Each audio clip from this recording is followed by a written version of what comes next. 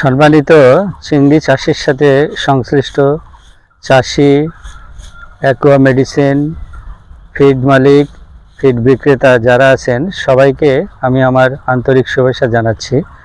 আমার নাম ডক্টর অক্ষয় কুমার সরকার। আমি প্রায় 2 যুগেরও বেশি সময় ধরে এই চিংড়ি চাষের সঙ্গে জড়িত। আমি আজকে আপনাদের সঙ্গে কিছু বিষয় শেয়ার করব। একটা গুরুত্বপূর্ণ বিষয়, সেটা হচ্ছে যে চিংড়ি মাছের খাদ্য অভ্যাস। এটা খুবই গুরুত্বপূর্ণ, কারণ এটার উপরে নির্ভর করে আপনার খাদ্য ব্যবস্থাপনা, পুকুরের পরিবেশ এবং মাছের বৃদ্ধি। তো বাগদা চিংড়ি হোক বা ভ্যানামে চিংড়ি হোক, এই দুইটার খাদ্য অভ্যাস মূলত একই। গলদা চিংড়ির একটু আলাদা।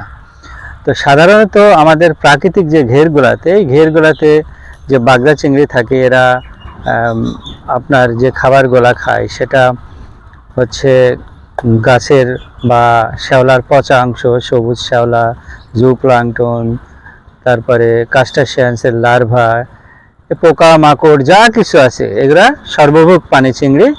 তো সর্বভোগ মানে প্রাকৃতিক পরিবেশে যা কিছু তৈরি হয়, যারা তাদের খাবার যোগ্য, মানে বড় কিছু না, সেটা তারা প্রাকৃতিক পরিবেশে খায়। আর আমরা যদি খাবার যখন যে সমস্ত সেমেন্টেন্সে বা ইন্টেন্সিভ ফার্মে ফর্মুলেটেড ফিড দিই, সেই খাবার খায়। চিংড়ি হচ্ছে একটা, রাতে এরা বেশি খায়, এরা নিশাচর প্রাণী। তা আমরা যে 3-4 বার করে ফিড দেই, সেই ক্ষেত্রে আমাদের রাতে ফিডের পরিমাণটা বেশি দেওয়ার দরকার, কারণ রাতে এরা বেশি খায়। এবং চিংড়ি আর একটা বৈশিষ্ট্য হচ্ছে, এরা ধীর গতি সম্পন্ন প্রাণী এবং ধীরে খায়, একেবারে বেশি খাবে না। এরা তলদেশ থেকে যে খাদ্যগুলা ধরে ধরে খায়, সেগুলা পর্যায়ক্রমে কন্টিনিউয়াস খেতে থাকে। এরকম না যে একবারে খেয়ে গেল আর 2-3 ঘন্টা বা 4-5 ঘন্টা খেলো না, সবসময় খায় ধীর গতিতে। তবে এরা সন্ধ্যার পরে, সন্ধ্যায় এবং রাত্রে খাবার বেশি খায়। এইটা চিংড়ির আর একটা বৈশিষ্ট্য। আর একটা বৈশিষ্ট্য হচ্ছে, এরা স্বজাতিভোজী, মানে কার্নিভরাস। এইটা আমাদের জন্য খুবই ভয়াবহ একটা ব্যাপার। সেটা হচ্ছে যে যখনই খোলস দেয় এবং চিংড়ি নরম থাকে, তখন একজন আরেকজনকে ধরে খায়। এখন যে সমস্ত পুকুরগুলাতে বা যে সমস্ত ঘেরগুলাতে আপনার প্রাকৃতিক খাবারের পরিমাণ কম, মানে খাদ্যের ঘাটতি আছে, মজুদ ঘনত্ব একটু বেশি এবং পানির পরিবেশ একটু খারাপ, সেই জায়গায় চিংড়ি মানে খাবারেরই কম থাকলে তখন স্বজাতি ধরে খায়। এখানে আরেকটা বিষয় খুবই গুরুত্বপূর্ণ, যদি খাবার পর্যাপ্ত থাকে তাহলে কিন্তু একটা চিংড়ি আর একটা ধরে খাওয়ার যে প্রবণতা, এইটা একটু কম হয়। তাহলে সেই ক্ষেত্রে আমরা আগেই বলেছি যে চিংড়ি খোলস দেওয়ার সময় প্রচণ্ড শক্তি ব্যয় হয়, কারণ মাটিতে বসে তারপর খোলস দেয়। তাহলে খোলস দেওয়ার পরিবেশ তৈরি করতে হবে এবং খোলসের সময় যাতে পর্যাপ্ত পরিমাণ খাবার থাকে, এই চেষ্টা করতে হবে। না হলে কিন্তু চিংড়ি অন্য চিংড়িকে খাবে এবং আর একটা পরিবেশ না থাকলে মোল্টিং হবে না, চিংড়ি বড় হবে না। তাহলে এইটাও একটা গুরুত্বপূর্ণ বিষয়।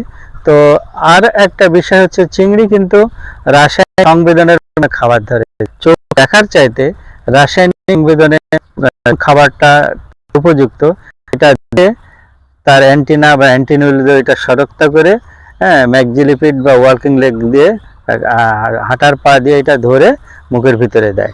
তো শুধু বাজে বা অন্য কিছু খাবার দেওয়ার, এখন উপযুক্ত পরিবেশের জন্য আমরা যেটা করতে পারি, সেটা হচ্ছে এই দুইটা প্রোডাক্ট আমরা বহুদিন থেকে দিচ্ছি।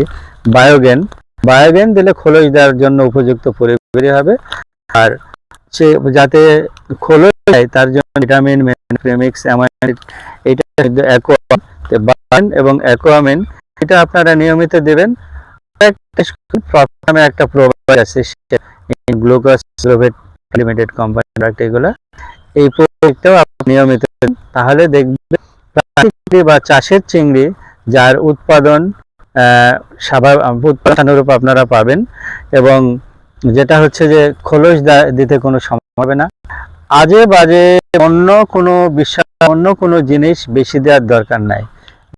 অ্যাকোয়ামিন আর প্রফিট আছে, এই তিনটাই আপনারা পর্যায়ক্রমে দিতে চান, আপনাদের মানে কাঙ্ক্ষিত উৎপাদন হবে। এখানে বেশি কিছু দেওয়ার দরকার নাই, বেশি কিছু দিয়ে অযথা খরচ বাড়িয়ে এবং প্রাকৃতিক পরিবেশ নষ্ট করার কোনো দরকার নাই। ধন্যবাদ সবাইকে, ভালো থাকবেন সবাই।